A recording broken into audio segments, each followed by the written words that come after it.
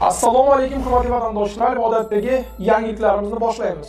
Boshlashdan oldin katta iltimos, meni ko'rayotgan bo'lsangiz, podpiskani bosinglar. Podpiska bizning kanalimizga rivojlanishiga juda ham yordam beradi. Iltimos, shuni bosib qo'yinglar.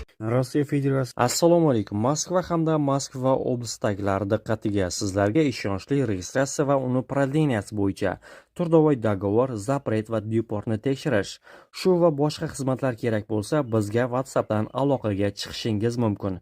Registratsiyalar original bazadan chiqishiga 100% kafolat beriladi. Murojaat uchun ekrandagi raqamlarga qo'ng'iroq qiling. Rossiya prezidenti Vladimir Putin chet elliklarga ruxsat berdi. Assalomu alaykum qadrli mehmon, videodan to'liq xabardor bo'lish uchun videoga like va podpisatsiya tugmalarini bosib qo'ying. Putin chet elliklarga Rossiya armiyasida xizmat qilishga ruxsat berdi.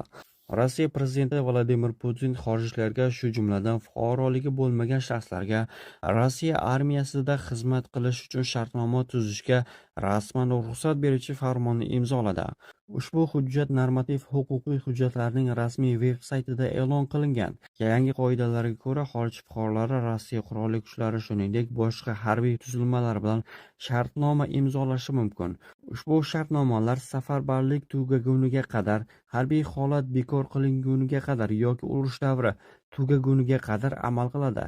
Boshqacha qilib aytadigan bo'lsak, bir kishi ehtimoliy yillar davomida harbiy vaziyat davom etar ekan, uzoq muddatli xizmatga tortilishi mumkin.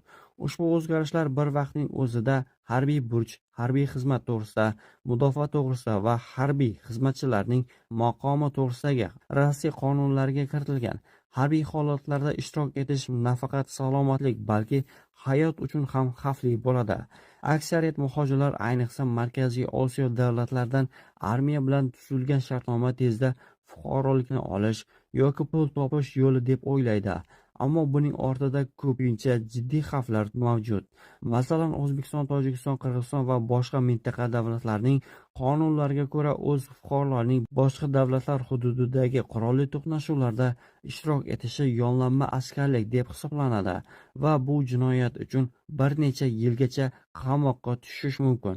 Markaziy Osiyo fuqarolari urush bo'lgan hududdan qaytgach, o'z vatanlarida hibsga olinib sudlanganlik holatlari ko'plab uchrab turibdi. Migrantlar uchun maslahat: harbiy shartnomalar tuzmang va qurolli mojarolarda qatnashmang.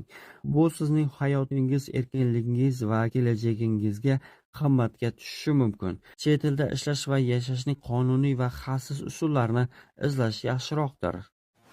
Shavkat Mirziyoyev Putin bilan qo'ng'iroqlashdi. 8-iyul kuni O'zbekiston Respublikasi Prezidenti Shavkat Mirziyoyev va Rossiya Federatsiyasi Prezidenti Vladimir Putinning telefon orqali muloqoti bo'lib o'tdi. Bu haqda O'zbekiston Prezidentining matbuot xizmati xabar berdi. Qayd etilishicha, O'zbekiston bilan Rossiya o'rtasidagi keng qamrovli strategik sheriklik va ittifoqchilik munosabatlarini yanada rivojlantirish va mustahkamlashning dolzarb masalalari muhokama qilingan. Oliy darajada, eng avvalo savdo-iqtisodiy sohada erishilgan kelishuvlarni amalga oshirishga alohida e'tibor qaratilgan.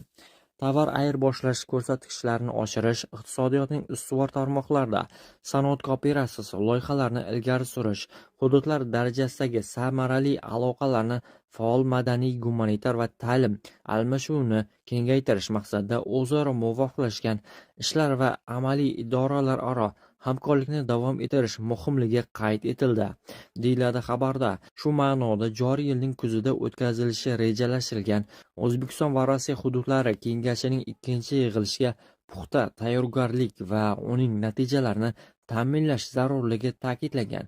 Davlat rahbarlari xalqaro kun tartibi yuzasidan ham fikr almashgan.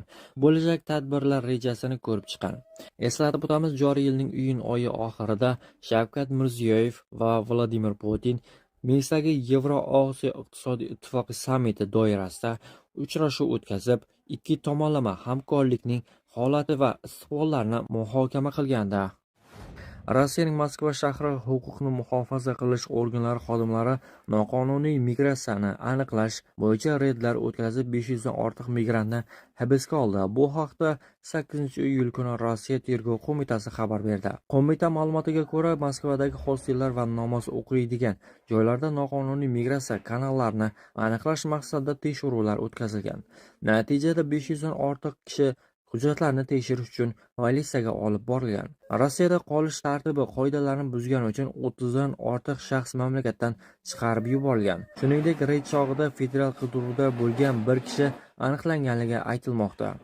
Tergov qo'mitasi noqonuniy migratsiyani tashkil etish uchun belgilangan javobgarlikni ham eslatib o'tgan. Bu kabi jinoyatlar uchun Rossiyada 5 yilgacha ozodlikdan mahrum qilish jazosi ko'zda tutilgan.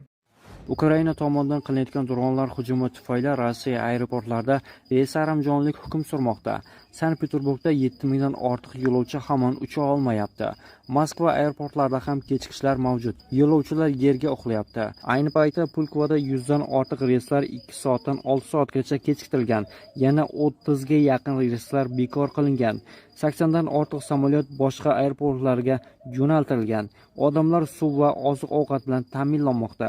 Moskvada 30 ga yaqin reyslar kechiktirilgan yoki bekor qilingan. UzAirways kompaniyasi 9 ta reys jadvalga vaqtincha o'zgartirish kiritdi. Xususan, Sankt-Peterburg havo hududi yopilishi munosabati bilan quyidagi parvozlar vaqti uzaytiriladi.